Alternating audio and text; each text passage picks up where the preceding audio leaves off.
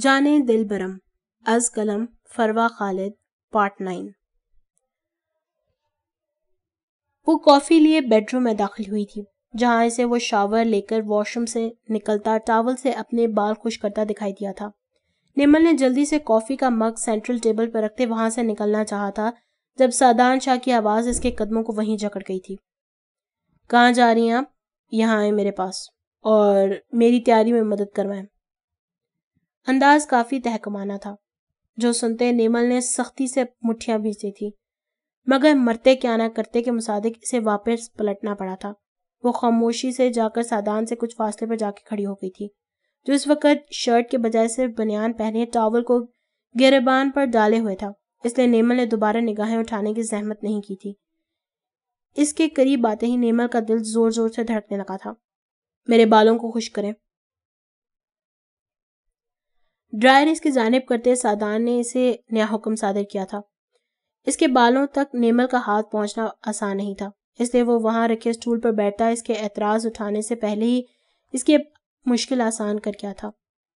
اس کے بالوں کے قریب ڈرائر لے جاتے نیمل کے ہاتھ کانپ رہے تھے کیونکہ وہ شخص پوری طرح سے اس کی جانب متوجہ تھا۔ نیمل کے ماتھے پر پسینے کے ننھے قطرے نمودار ہوئے تھے۔ بہت مشکل سے اس نے یہ کام نپٹایا تھا۔ وہ جیسے ہی پلٹی ایک بار پھر اس کی کلائی سعدان کی گرفت میں قید ہو چکی تھی۔ ابھی میری تیاری مکمل نہیں ہوئی، میری شرٹ کے بٹن بند کریں۔ سعدان اسے زج کرنے کے موڈ میں تھا۔ وہ جانتا تھا یہ لڑکی سے نفرت کرتی تھی اور کس طرح دل پر پتھر رکھتے وہ اس کے یہ حکم ماننے پر مجبور تھی۔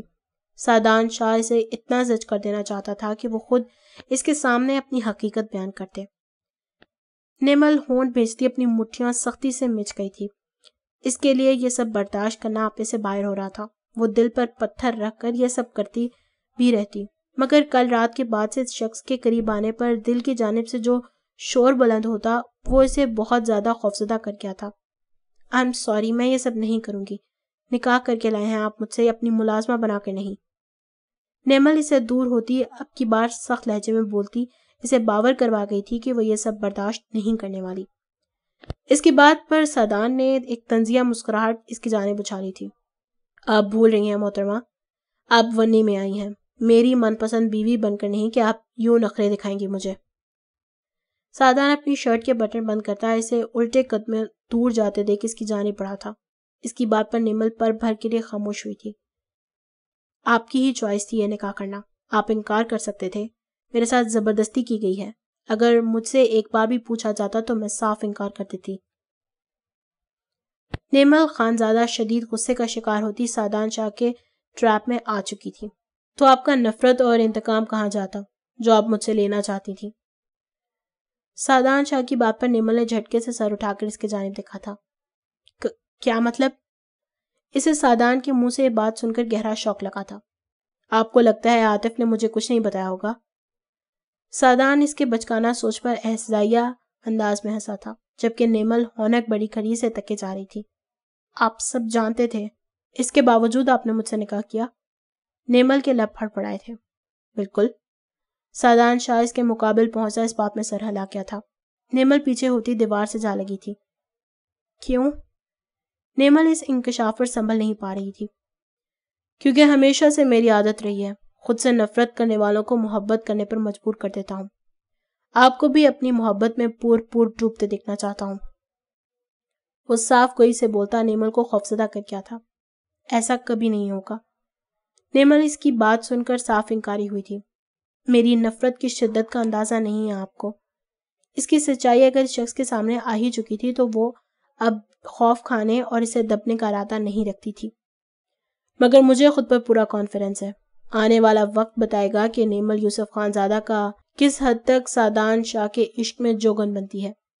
سعدان شاہ اپنی بات کہتا جھکا تھا اور اس کے دائیں گال پر اپنے ہونٹوں کا شدت بھرا لمس چھوڑتا نیمل کو آنکھ بگولا کر کے رکھ گیا تھا۔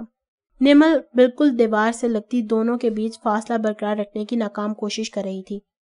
دھیان سے سعدان شاہ، کہیں ایسا نہ ہو کہ آنے والے وقت میں تم ہی نہ بچو۔ تمہیں اندازہ بھی نہیں ہے کہ تمہارے آس پاس تمہارے کتنے دشمن موجود ہیں۔ ہمیشہ ہر بار تمہارا دشمن تمہارا دوست بن جائے گا یہ ممکن نہیں ہے۔ نیمل نے اسے خطرے سے آگاہ کیا تھا جس سے اس کے مطابق وہ لا علم تھا۔ مجھے پرواہ ہے تو صرف اس دشمن کی باقی سب تو میرے بائیں ہاتھ کا کھیل ہے۔ سادان اس کے کان کی لو پر چومتا وہاں سے ہٹ گیا تھا، جبکہ نیمل وہیں دیوار سے لگی نہ جانے کتنی دیر ایسے ہی کھڑی رہی تھی۔ مشائم خانزادہ مینشن کے تمام لوگوں سے ہی سخت خفا تھی، جنہوں نے ارزال کے ساتھ مل کر اسے بے وقوف بنایا تھا۔ اس کے اپنے بابا سے بھی بات ہو چکی تھی، جن کے مطابق اس کا نکاح ارزال فیروز خانزادہ سے ہوا تھا، اور یہی اس کا پورا نام تھا۔ اس نے نکاح کے وقت اس شخص کو قبول کیا تھا، تو پھر اب کسی قسم کے اعتراض کی کوئی گنجائش نہیں بچتی تھی۔ وہ اپنے بابا سے بھی خفا تھی، مگر انہوں نے بھی اس حوالے میں اس بعد میں کوئی بات کرنے کو کہا تھا۔ مشائم سے سب نے ہی سوری بولا تھا، جس کے بعد اس نے ان لوگوں سے اپنا رویہ ٹھیک کر لیا تھا۔ اس نے سب کی غلطیاں معاف کر دی تھیں، سوائے ارزال خانزادہ کے، جو اسے سب سے بڑا قصوروار لگا تھا اس معاملے میں، جسے معاف کرنے کا وہ کوئی ارادہ نہیں رکھتی تھی۔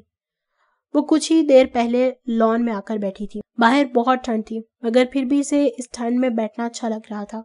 ملازمہ اس کے سامنے چائے اور سنیکس رکھ کر جا چکی تھی۔ مشائم خاموشی سے بیٹھی تھی جب اسے ملازمہ موبائل اٹھائے اپنی جانب آتی دکھائی دی تھی۔ بی بی جی، آپ کے لیے فون ہے۔ اس ملازمہ نے اپنا چہرہ کافی حد تک چادر سے ڈھکا ہوا تھا۔ مشائم نے بھی اس پر زیادہ دھیان نہیں دیا تھا۔ اسے یہی لگا تھا کہ رحمان صاحب کا فون ہوگا، مگر دوسری جانب سے سنائی دیتی نسوانی آواز سن کر وہ پل بھر کو ٹھٹکی تھی۔ کیا ہوا، میری بیٹی نے پہچانا نہیں اپنی ماں کو؟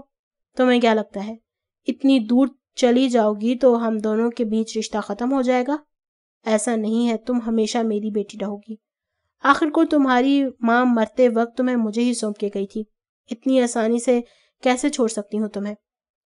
دوسری جانب سے سنائی دیتی نیلم بیگم کی طنز میں ڈوبی آواز میں شام کا چہرہ خوف سے زد کر گئی تھی۔ وہ کچھ بھی نہیں بول پائی تھی۔ اس کا پورا وجود پسینے میں شرابور ہو چکا تھا۔ ارے میری پیاری بیٹی، خاموش کیوں ہے؟ اپنی ماں سے ڈر رہی ہے کیا؟ دوسری جانب سے بھرپور کہکا گونجا تھا۔ ڈرنا بھی چاہیے تمہیں مجھ سے، ورنہ میں تمہیں دوبارہ ایسا ڈراؤں گی کہ جینے کے قابل نہیں بچو گی۔ خبردار جو میری سچائی کسی کو بھی بتانے کی کوشش کی تو۔ ہاں، ویسے تم بتاؤ گی بھی کسے؟ تمہارا شوہر تو ویسے ہی میرے ساتھ ملا ہوا ہے، تمہارے بابا کو تو بستر پر لگا ہی چکا ہے، اب بہت جلد تمہارا بندوبست کر دے گا، اور پھر اس پوری جائیداد پر ہم دونوں کا 50-50% شیئر ہوگا۔ کافی عقل مند ہے تمہارا شوہر، ایک تیر سے کئی شکار کر دیتا ہے۔ جیسے ابھی تمہیں تمہارے باپ سے دور کر دیا، تمہارے باپ کو ہاسپٹل کے بستر پر پہنچا دیا، اور عنقریب تمہیں پوری طرح سے پاگل قرار دے کر پاگل خانے بھجوا دے گا۔ رحمان اس کی ساری اصلیت جان چکے تھے، اس لیے اس نے انہیں ہاسپٹل پہنچا دیا۔ نیلم بیگم کی باتیں مشائم پر قیامت بن کر ٹوٹ رہی تھی۔ وہ مسلسل نفی میں سر ہلا رہی تھی۔ اس کا پورا چہرہ آنسوں میں بھیگ چکا تھا۔ اسے یقین نہیں آ رہا تھا کہ ارزال اتنا سفاک ہو سکتا ہے۔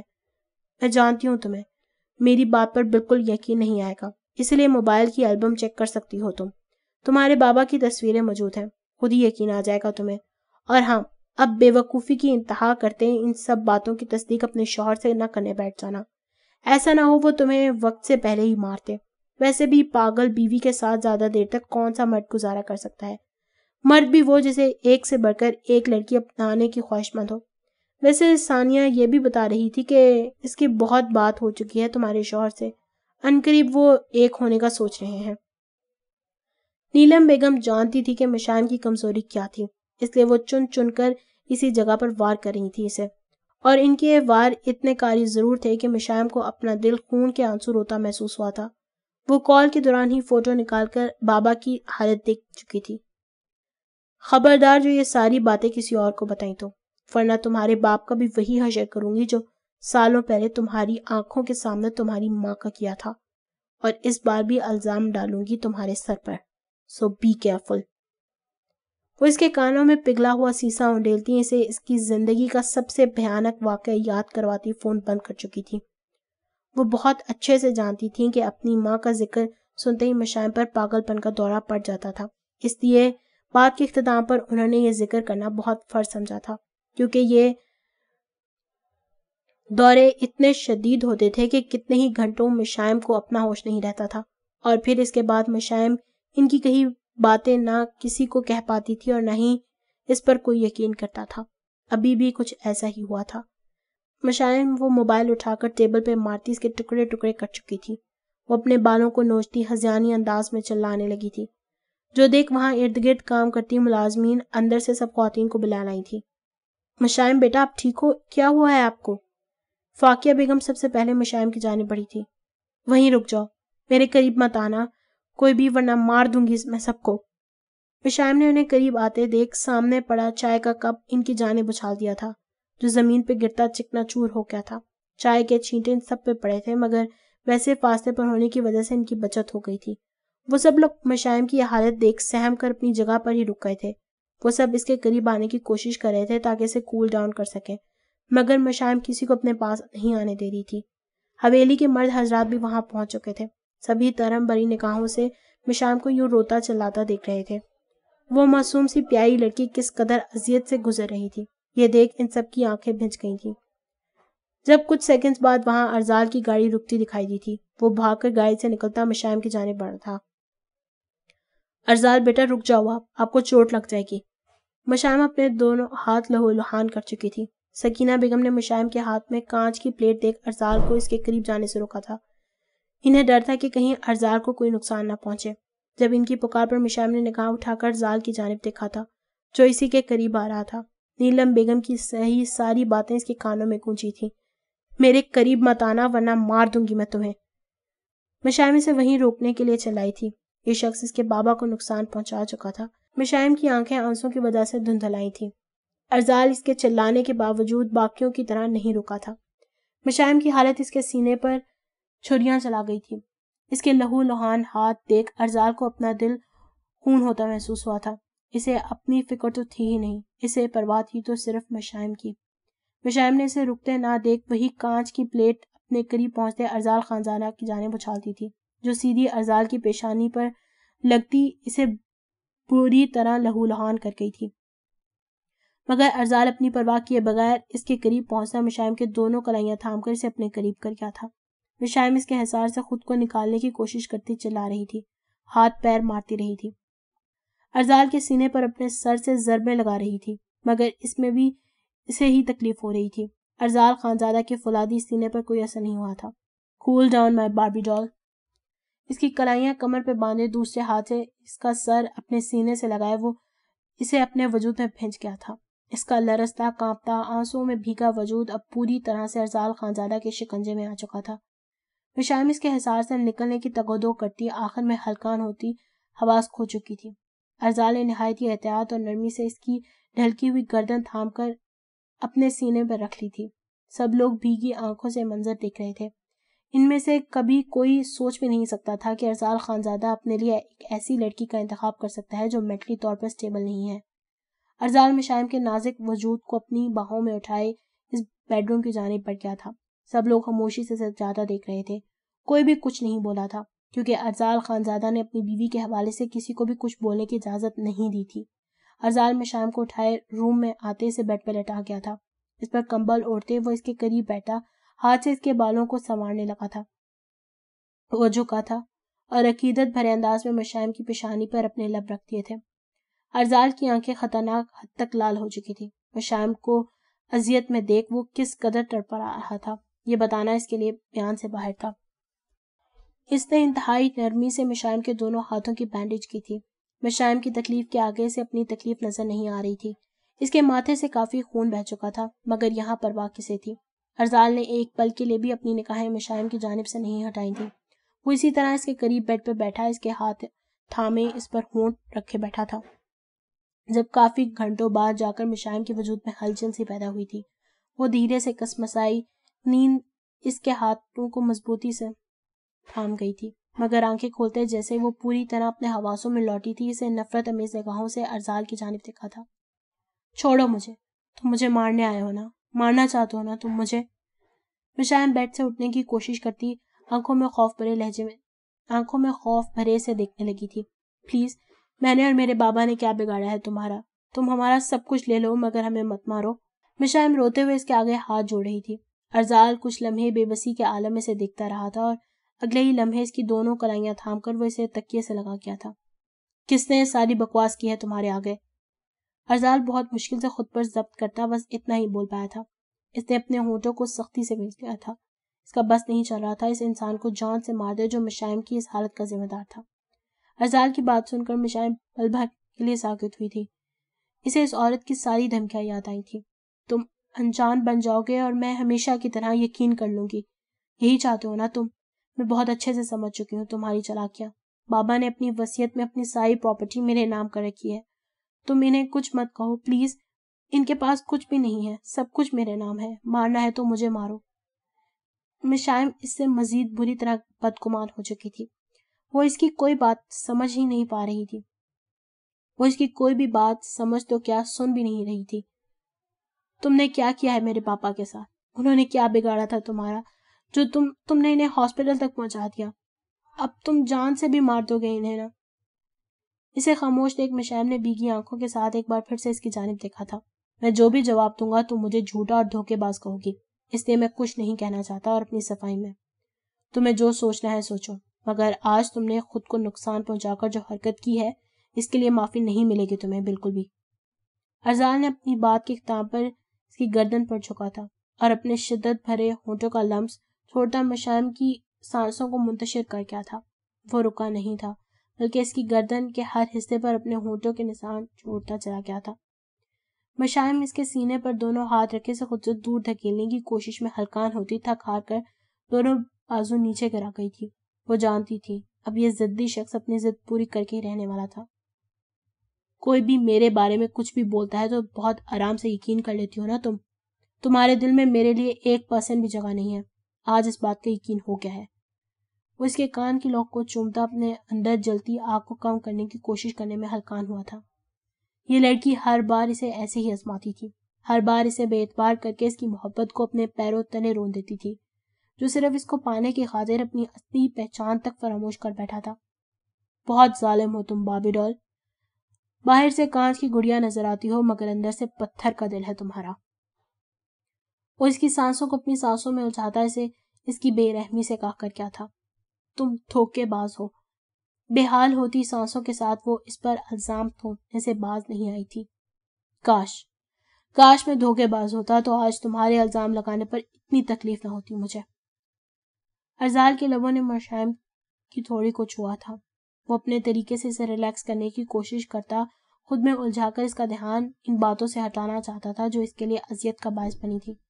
وہ جانتا تھا یہ لڑکی اس کی محبت میں پوٹ پوٹ ڈوبی ہوئی ہے, بس حالات ہر بار اس کا ساتھ چھوڑ دیتے ہیں. مشائم اس کی قربت میں گم ہوتی آہستہ آہستہ اپنی اذیت زائل ہوتی محسوس کر رہی تھی. کاش تم میری زندگی میں کبھی نہ آئے ہوتے تو مجھے بھی اتنی تکلیف نہ ہوتی جو تمہاری حقیقت جان کر ہوئی ہے. مشائم کی آواز بھیگ گئی تھی. ارزال نے اس کے گالوں پر بکھرتے آنسوں کو اپنے ہونٹوں سے چنتے مشائم کی سانسوں کی رفتار کو بڑھا دیا تھا. ارزال خانزادہ کا لمس اسے ہوش بھلا رہا تھا. اس کی شدتیں سہنا مشائم کے بس سے باہر ہو رہا تھا. اس کی گرم سانسیں مشائم کے چہرے کے ایک ایک نقش کو چوٹی سے جھلسا کے رکھ رہی تھی, مگر وہ پھر بھی اس کی گرفت سے نکلنا نہیں چاہتی تھی. اپنی اسی بے بسی پر اسے مزید رونا آ رہا تھا. آخر اس ستم گر کے بارے میں اتنا کچھ جان لینے کے بعد بھی وہ اپنے دل کو اس کے خلاف کیوں نہیں کر پا رہی تھی. وہ دونوں ہی غصہ تھے, اذیت میں تھے, ایک دوسرے پر الزام بھی لگا رہے تھے مگر پھر بھی ایک دوسرے سے جدا ہونے کو تیار نہیں تھے. میں ایسا کیا کروں کہ تمہاری اذیت ختم ہو سکے؟ ارزال نے اس سے اس کی مرضی جانی چاہی تھی. وہ جاننا چاہتا تھا کہ اس وقت اس کے دماغ میں کیا چل رہا ہے. میں چاہتی ہوں تم مجھے اپنے نکاح سے آزاد کر دو. مشائم نے اپنے دل پر پتھر رکھتے اس کے دل پر بہت بھاری کاری وار کیا تھا, ایسا وار جس کی اذیت دونوں کے لیے برابر تھی. ٹھیک ہے, میں تمہاری یہ خواہش پوری کر دوں گا. ارزال کے اتنی آسانی سے مان جانے پر مشائم کی آنکھوں سے آنسو آئے تھے. مگر میری ایک شرط ہے. ارزال اس کا چہرہ دونوں ہاتھوں کے پیال میں بھرے اس کی جانب دیکھتے بولا تھا. اسے یہ دیکھ کر ایک سکون سا ملا تھا. اسے دور جانے کا خوف مشائم کے چہرے پر بھی تھا. کیسی شرط؟ مشائم بہت مشکل سے بولی تھی. اسے لگ رہا تھا کہ وہ ابھی پھوٹ پھوٹ کے روتے گی. تمہارا ٹریٹمنٹ چل رہا ہے. ڈاکٹر کا کہنا ہے کہ تم بہت جلد ٹھیک ہو جاؤ گی. جیسے ہی تم صحت یاب ہو جاؤ گی میں تمہیں طلاق دے دوں گا, مگر اس سے پہلے تم مجھ سے اس حوالے سے دوبارہ بات نہیں کرو گی. ارزال خانزادہ نے نہایت طریقے سے اس کو بہلایا تھا. اس کی بات سن کر اس کے دونوں ہاتھ اپنے چہرے سے ہٹاتی وہ اسے خونخوار نگاہوں سے گھور کے رہ گئی تھی. مجھے کبھی کبھی پاگل پن کا دورہ پڑتا ہے مسٹر ارزال خانزادہ. ہر وقت پاگل نہیں رہتی میں. ڈاکٹرز نے صاف طور پر کہہ دیا ہے کہ میں کبھی ٹھیک نہیں ہو سکتی. مشائم تپ کر بولی تھی. وہ تمہارے جیسا کوئی پاگل ڈاکٹر ہوگا جس نے یہ بکواس کی ہے. تم ٹھیک ہو سکتی ہو. اگر باقاعدگی سے یہ دوائی لی تو 1 سے 2 مہینے کے اندر نارمل ہو سکتی ہو تم. ارزال کے خود کو پاگل کہے جانے پر مشائم نے اسے نم آنکھوں سے گھورا تھا. تم میرا مذاق اڑا رہے ہو. مشائم کو منہ پر اس طرح آج تک کسی نے پاگل نہیں کہا تھا سوائے سامنے موجود اس کے دشمن جانے. نہیں، سچائی بیان کر رہا ہوں. ارزال نے اس کے اوپر سے اٹھنا چاہا تھا. تم مجھے پاگل بول رہے ہو. مشائم نے ایک ہاتھ سے اس کے کالر دبوچتے دوسرے ہاتھ کی مٹھی میں اس کے سر کے بالوں کو جکڑ لیا تھا. ارزال نے خود کو آزاد کروانے کی کوشش نہیں کی تھی. وہ واپس اس پر جھکایا تھا. تو اور کیا بولوں؟ تم سے بڑی پاگل میں نے آج تک نہیں دیکھی جو اپنے ہی شوہر پر بار بار جان لیوا حملہ کرتی ہے. اچھا خاصا روب تھا میرا سب حویلی والوں پر، مگر تم نے میری امیج کا ستیاناش کر دیا. کیا کہیں گے سب؟ ارزال خانزادہ جس کے سامنے کسی کو اونچی آواز میں بات کرنے کی اجازت نہیں ہے وہ اپنی بیوی سے مار کھاتا ہے.